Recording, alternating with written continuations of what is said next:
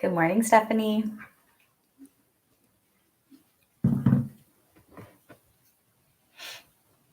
Oh, that was quick. I've got lots in here now.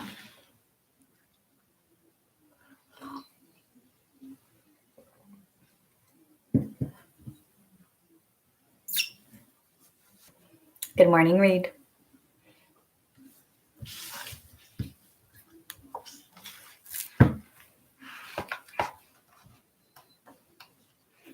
Good morning, Mila.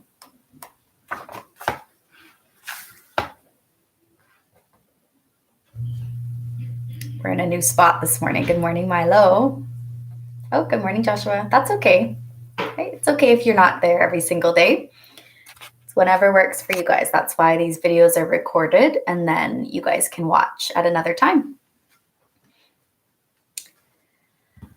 All right, we're trying this new spot today because I was having some Wi-Fi issues yesterday. So I'm hoping this one works out today.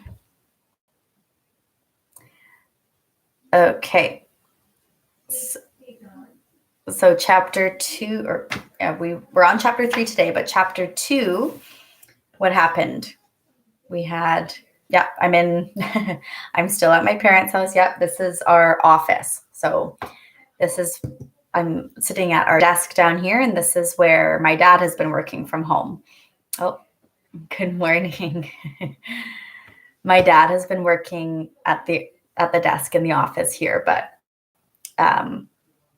we've got a door here, so I was able to close it. Before, I was just kind of up in the dining room, living room area, and it's all open upstairs. So my mom and my sister had to be quiet, so I thought I'd come down here, and then they could still be moving around and chatting. So so we had Aunt Marge came to visit, right? And she made Harry really angry, and he couldn't control his himself and his anger. So he ended up using some magic, right? Yeah, and then Aunt Marge kind of blew up like a balloon, and then Harry was running around getting all his stuff, and he left, right? Good memory, you guys. Can you see them? Well, my dad's upstairs working, and my mom and my sister have just left. So everybody's busy right now. Maybe another time. Yeah, he couldn't. Yeah, his emotions. Thanks, Reed. Okay. What's this?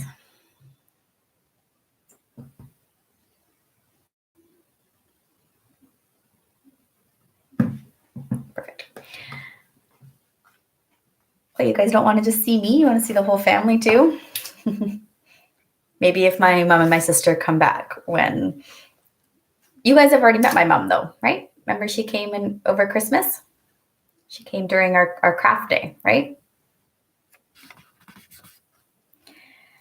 Okay, we are on chapter 3 today. The night bus, but not night like nighttime. We've got night. Can you guys see that? Like KN, like knight in shining armor, right? All right, here we go. Harry was several streets away before he collapsed onto a low wall in Magnolia Crescent, panting from the effort of dragging his trunk. Yeah, my mom does look, or I look like my mom, right? And yeah, those of you that were in my class last year, you've met my mom before too, right? She came when you guys were in grade 3, but you haven't met my sister, but she looks like me too. Harry was several streets away before he collapsed onto a low wall in Magnolia Crescent, panting from the effort of dragging his trunk. He sat quite still, anger still surging through him, listening to the frantic thumping of his heart. But after 10 minutes alone in the dark street, a new emotion overtook him: panic. Whichever way he looked at it, he had never been in a worse fix. He was stranded, quite alone, in the dark Muggle world with absolutely nowhere to go. And the worst of it was, he had just done serious magic, which meant that he was almost certainly expelled from Hogwarts. He had broken the decree for the restriction of underage wizardry so badly, he was surprised Ministry of Magic representatives weren't swooping down on him where he sat. I got him this side. Harry shivered and looked up and down Magnolia Crescent. What was going to happen to him? Would he be arrested, or would he simply be outlawed from the wizarding world? He thought of Ron and Hermione, and his heart sank even lower. Harry was quite sure that, criminal or not, Ron and Hermione would want to help him now. But they were both abroad, and with Hedwig gone, he had no means of contacting them. He didn't have any Muggle money either. There was a little wizard gold in the money bag at the bottom of his trunk, but the rest of the fortune his parents had left him was stored in a vault at Gringotts Wizarding Bank in London. He'd never be able to drag his trunk all the way to London. Unless... He looked down at his wand, which he was still clutching in his hand. If he was already expelled, his heart was now thumping painfully fast. A bit more magic couldn't hurt. He had the invisibility cloak he had inherited from his father. What if he bewitched the trunk to make it feather light, tied it to his broomstick, covered himself in the cloak, and flew to London? Then he could get the rest of his money out of his vault and begin his life as an outcast. It was a horrible prospect, but he couldn't sit on this wall forever, or he'd find himself trying to explain to Muggle police why he was out in the dead of night with a trunk full of spellbooks and a broomstick. Harry opened his trunk again and pushed the contents aside, looking for the invisibility cloak. But before he had found it, he straightened up suddenly, looking around him once more. A funny prickling on the back of his neck had made Harry feel he was being watched, but the street appeared to be deserted, and no lights shone from any of the large square houses. He bent over his trunk again, but almost immediately stood up once more, his hand clenched on his wand. He had sensed rather than heard it. Someone or something was standing in the narrow gap between the garage and the fence behind him. Harry squinted at the black alleyway. If only it would move, then he'd know whether it was a stray cat or something else. Oh, hi, Douglas. Yes, that's okay, my friend. You come whenever you are able, right?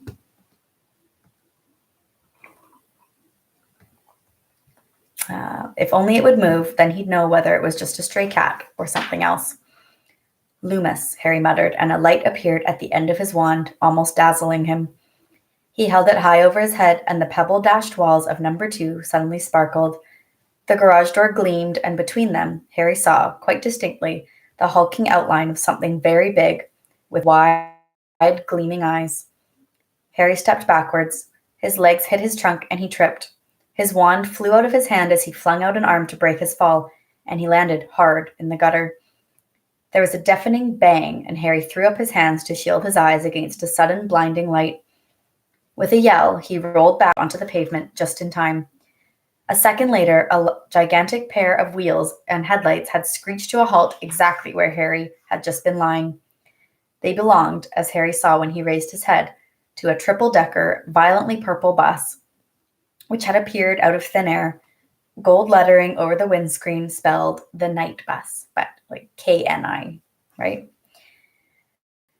For a split second, Harry wondered if he had been knocked silly by his fall. Then a conductor in a purple uniform leapt out of the bus and began to speak loudly to the night. "Welcome to the Night Bus, emergency transport for the stranded witch or wizard. Just stick out your wand hand, step on board, and we can take you anywhere you want to go.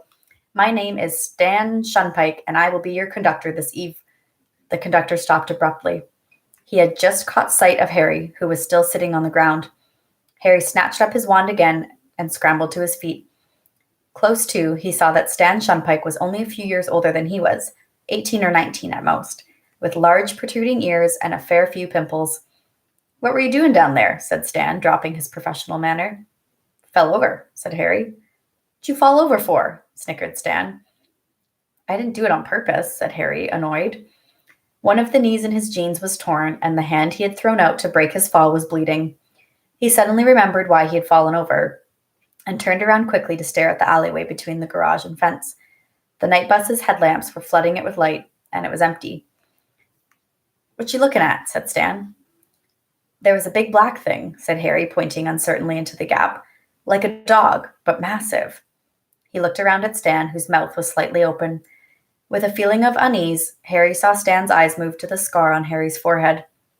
"What's that on your head?" said Stan abruptly. "Nothing," said Harry quickly, flattening his hair over his scar. If the Ministry of Magic was looking for him, he didn't want to make it too easy for them. "What's your name?" Stan persisted. "Neville Longbottom," said Harry. saying the first name that came into his head. So this bus, he went on quickly, hoping to distract Stan. Did you say it goes anywhere? Yep, said Stan proudly. Anywhere you like, long as it's on land. Can't do nothing in the water. Here, he said, looking suspicious again. You did flag us down, didn't you? Stuck out your wand and didn't you? Yes, said Harry quickly. Listen, how much would it be to get to London? 11 sickles, said Stan, but for 15 you get a chocolate. Or for 14 you get a chocolate, and for 15 you get a water bottle and a toothbrush in the color of your choice. Harry rummaged once more in his trunk, extracted his money bag, and shoved some silver into Stan's hand. He and Stan then lifted his trunk with Hedwig's cage balanced on top, up the steps of the bus. There were no seats. Instead, half a dozen brass bedsteads stood beside the curtained windows. Candles were burning in brackets beside each bed, illuminating the wood-paneled walls. A tiny wizard in a nightcap at the rear of the bus muttered, "Not now, thanks. I'm pickling some slugs," and rolled over in his sleep. "You have this one," Stan whispered, shoving Harry's trunk under the bed right behind the driver, who was in an armchair in front of the steering wheel. "This is our driver, Ernie Prang. This is Neville Longbottom.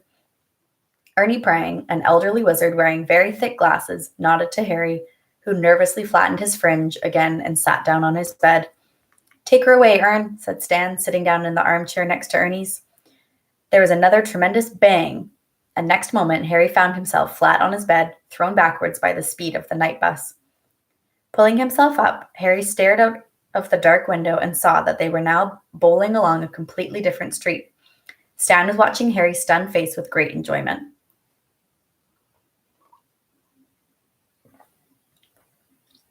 "This is where we was before you flagged us down," he said. Where are we, Ern? Somewhere in Wales?" "Are," said Ernie. "How come the muggles don't hear the bus?" said Harry. "Them," said Stan contemptuously. "Don't listen properly, do they? Don't look properly either. Never notice nothing they don't?" "Best go wake up Madame Marsh, Stan," said Ern. "We'll be in Abergavenny." Some of these names, you guys know I have these made-up names are hard. Abergavenny in a minute. Stan passed Harry's bed and disappeared up a narrow wooden staircase. Harry was still looking out the window, feeling increasingly nervous. Ernie didn't seem to have mastered the use of a steering wheel. The night bus kept mounting the pavement, but it didn't hit anything. Lines of lampposts, letterboxes, and bins jumped out of its way as it approached and back into position once it had passed. Stan came back downstairs, followed by a faintly green witch wrapped in a traveling cloak. "Here you go, Madame Marsh," said Stan happily, as Ern slammed on the brake and the bed slid a foot or so towards the front of the bus. Madame Marsh clamped a handkerchief to her mouth and tottered down the steps. Stan threw her bag out after her and rammed the door shut. There was another loud bang, and they were thundering down a narrow country lane, trees leaping out of the way. "Oh, good morning, Anaya. That's okay, my dear." Harry wouldn't have been able to sleep even if he had been traveling on a bus that didn't keep banging loudly and jumping 100 miles a minute, 100 miles at a time. His stomach churned as he fell back to wondering what was going to happen to him and whether the Dursleys had managed to get Aunt Marge off the ceiling yet. Stan had unfurled a copy of the Daily Prophet and was now reading with his tongue between his teeth. A large photograph of a sunken-faced man with long matted hair blinked slowly at Harry from the front page. He looked strangely familiar. "That man," Harry said, forgetting his troubles for a moment. "He was on the Muggle news." Stanley turned to the front page and chuckled. "Sirius Black," he said, nodding. "Of course he was on the Muggle news, Neville. Where you been?" He gave a superior sort of chuckle at the blank look on Harry's face, removed the front page, and handed it to Harry. "You ought to read the papers more, Neville." Harry held the paper up to the candlelight and read, "Black still at large. Sirius Black, possibly the most infamous prisoner ever to be held in Azkaban Fortress, is still eluding capture, the Ministry of Magic confirmed today. We are doing all we can to recapture Black," said the Minister for Magic, Cornelius Fudge, this morning, "and we beg the magical community to remain calm." Fudge has been criticized by some members of the International Federation of Warlocks for informing the Muggle Prime Minister of the crisis. "Well, really, I had to, don't you know," said an irritable Fudge. Black is mad. He's a danger to anyone who crosses him. Mad that he will not breathe a word of Black's true identity to anyone. And let's face it, who'd believe him if he did? Oh. Well, Muggles have been told that Black is carrying a gun, a kind of metal wand which Muggles use to kill each other. The magical community lives in fear of a massacre like that of 12 years ago, when Black murdered 13 people with a single curse. Harry looked into the shadowed eyes of Sirius Black, the only part of the sunken face that seemed alive. Harry had never met a vampire, but he had seen pictures of them in his Defense Against the Dark Arts classes, and Black, with his waxy white skin, looked just like one. Scary-looking thing, innit? Said Stan, who had been watching Harry read. He murdered 13 people, said Harry, handing the page back to Stan, with one curse? Yep, said Stan, in front of witnesses and all, broad daylight, big trouble it caused, didn't it, Ern? Said Ern darkly.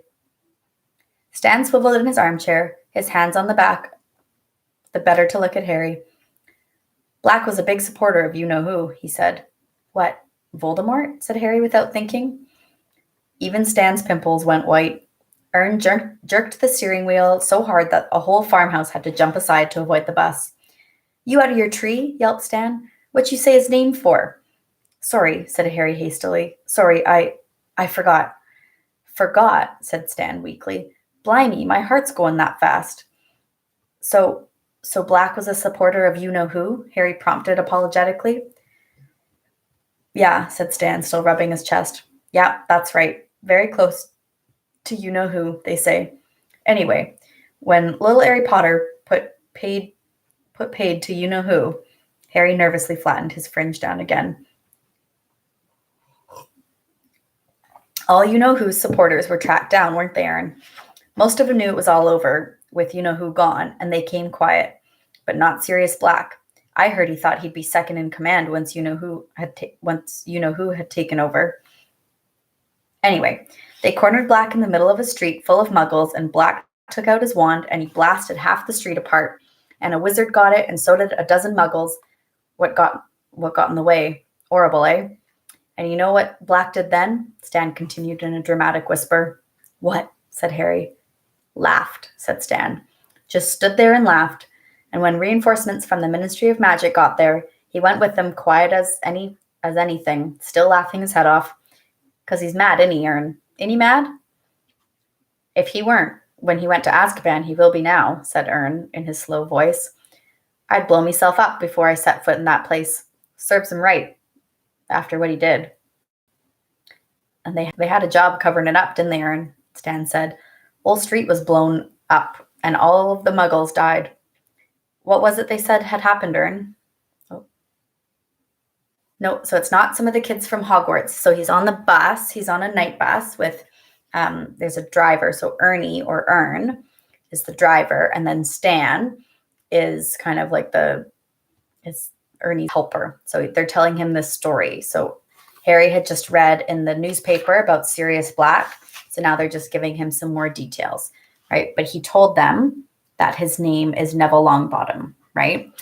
Because he doesn't want them to know that he's Harry Potter, because they've mentioned Harry Potter, hey, and when Stan's been talking to him.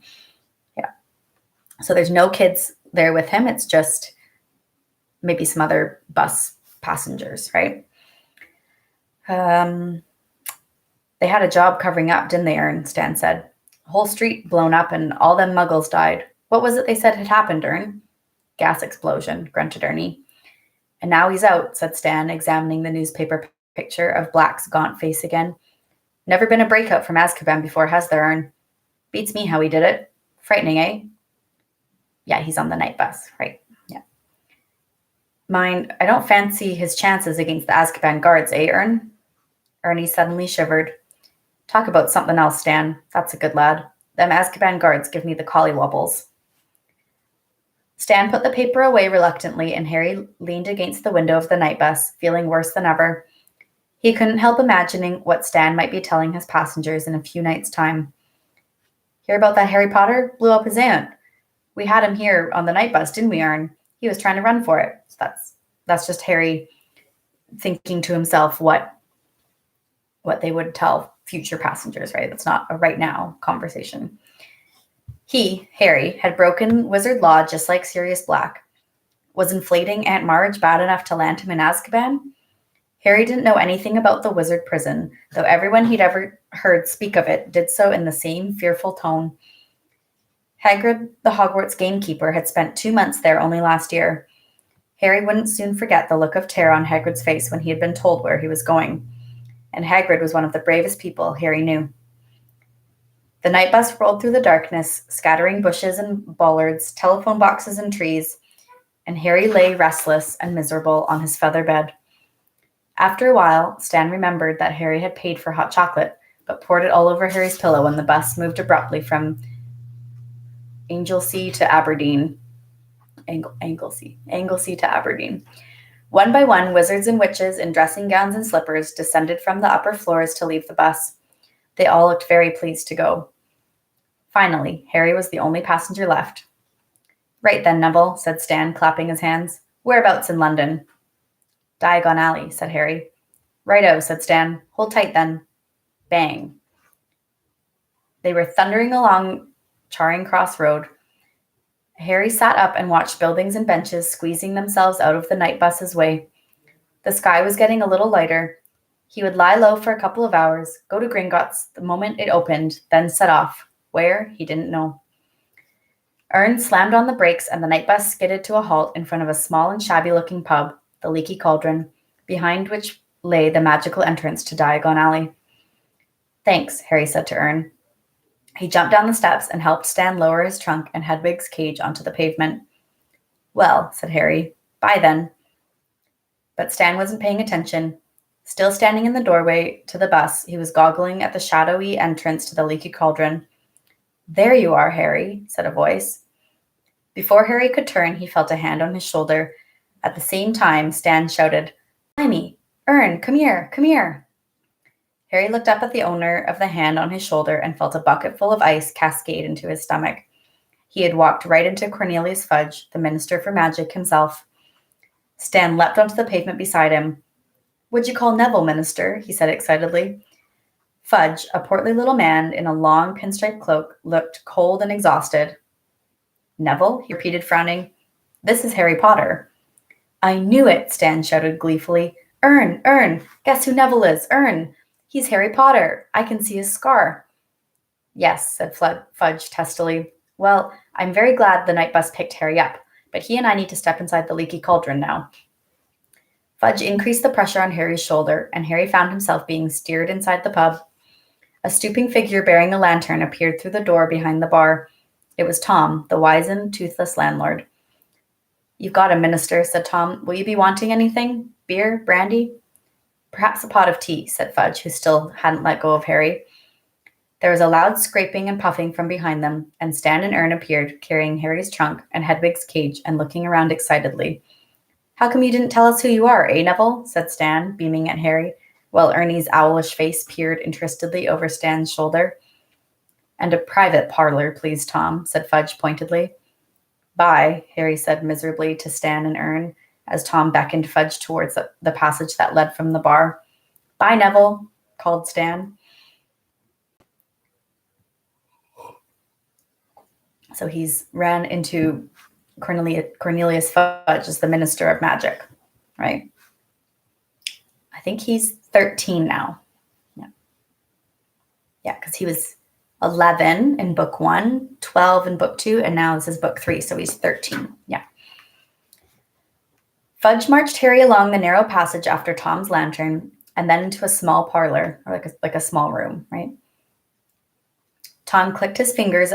A fire burst into life in the grate, and he bowed himself out of the room. Sit down, Harry, said Fudge, indicating a chair by the fire. Harry sat down, feeling goosebumps rising up his arms despite the glow of the fire.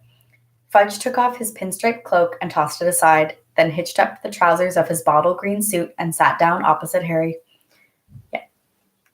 I am Cornelius Fudge, Harry, the Minister for Magic.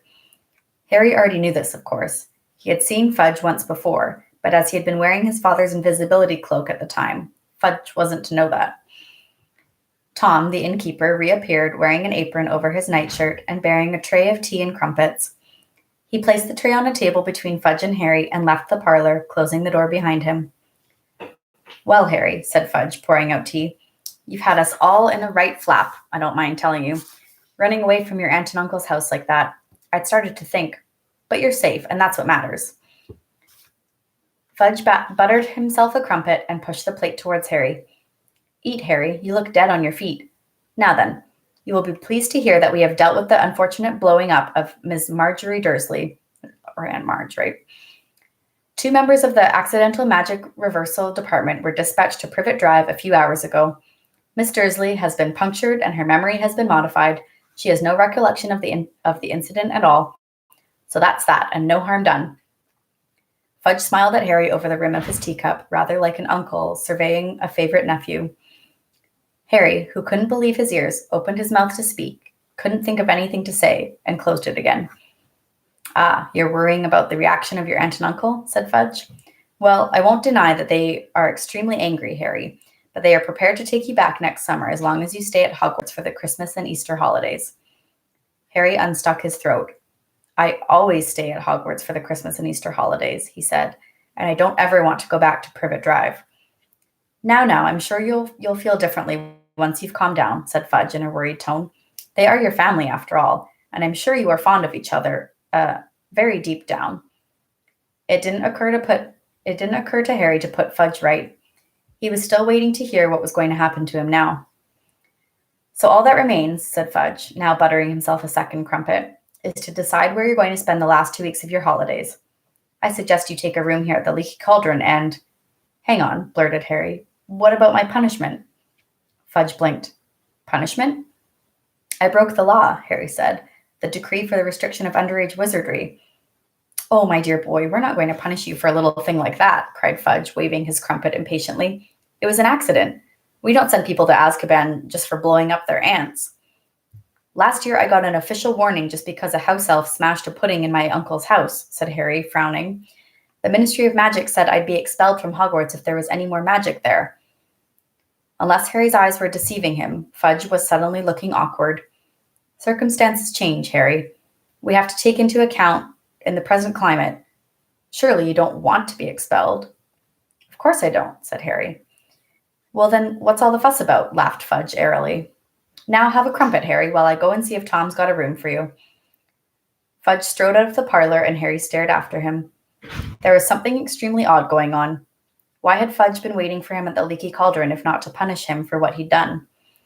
And now Harry came to think of it, surely it wasn't usual for the Minister of Magic himself to get involved in matters of underage magic. Fudge came back, accompanied by Tom, the innkeeper. Room 11's free, Harry, said Fudge. I don't think you'll be very comfortable. I think you'll be very comfortable. Not I don't think you'll be comfortable. I think you'll be very comfortable. I'm sitting by a window and I can see my parents are walking by. If you guys see me look up, that's what I'm doing. Just one thing, and I'm sure you'll understand. I don't want you wandering off into Muggle London, all right? Keep to Diagon Alley, and you're to be back here before dark each night. Sure you'll understand. Tom will be keeping an eye on you for me. Okay, said Harry slowly. But why? Don't want to lose you again, do we? Said Fudge with a hearty laugh. No. Best we know where you are. Backward. Fudge cleared his throat loudly and picked up his pinstripe suit, or his pinstripe cloak. Well, I'll be off. Plenty to do, you know. Have you had any luck with Black yet? Harry asked. Fudge's fingers slipped on the silver fastenings of his cloak. What's that? Oh, you've heard. Well, no, not yet, but it's only a matter of time. The Azkaban guards have never yet failed, and they are angrier than I've ever seen them. Fudge shuddered slightly. So I'll say goodbye. He held out his hand and Harry, shaking it, had a sudden idea. Minister, can I ask you something? Certainly, smiled Fudge. Well, third years at Hogwarts are allowed to visit Hogsmeade, but my aunt and uncle didn't sign the permission form. Do you think you could? Fudge was looking uncomfortable. He said, No, I'm very sorry, Harry, but as I'm not your parent or guardian. But you're the Minister for Magic, said Harry eagerly. If you gave me permission. No, I'm sorry, Harry, but rules are rules, said Fudge flatly. Perhaps you'll be able to visit Hogsmeade next year. In fact, I think it best if you don't. Yes, well, I'll be off. Enjoy your stay, Harry. And with a last smile and shake of Harry's hand, Fudge left the room. Tom now moved forward, beaming at Harry. If you'll follow me, Mr. Potter, he said. I've already taken your things up. Harry followed Tom up a handsome wooden staircase to a door with a brass number 11 on it, which Tom unlocked and opened for him. Inside was a very comfortable-looking bed, some highly polished oak furniture, a cheerfully crackling fire, and, perched on top of the wardrobe, Hedwig, Harry gasped. The snowy owl clicked her beak and fluttered down onto Harry's arm. Very smart owl you've got there, chuckled Tom. Arrived 5 minutes after you did. If there's anything you need, Mr. Potter, don't hesitate to ask. He gave another bow and left. Harry sat on his bed for a long time, absent-mindedly stroking Hedwig. The sky outside the window was changing rapidly from deep, velvety blue to cold, steely gray, and then, slowly, to pink shot with gold. Harry could hardly believe that he'd only left Privet Drive a few hours ago, that he wasn't expelled, and that he was now facing 2 completely Dursley-free weeks. It's been a very weird night, Hedwig, he yawned. And without even removing his glasses, he slumped back onto his pillows and fell asleep. And that's the end of chapter 3. So, I think we're starting to get into some good stuff, right? There might be some things happening in the next couple chapters. I don't know. We'll have to wait and see. So just a reminder, Friday is a Pro D, and Monday is a holiday. So we'll be reading until Thursday this week, and then starting again on Tuesday next week. Okay? I just don't want you guys to forget about that. Book 3 gets darker. Okay, interesting. Well, it's a little bit bigger than book 2 or book 1 and 2. So I'm excited for some more things to happen. Yeah, I know, Reed. All right, you guys. Okay, and just a reminder, if you guys have any questions, right, you can always email me. Or you can ask, I don't always look at Google Classroom right now. So if you have any questions, you can email me or get parents to email me, okay? Or you can always ask me on the chat here. Okay, so have a wonderful rest of your day, and I will see you guys back here tomorrow morning at 11. All right, see you guys later. Bye.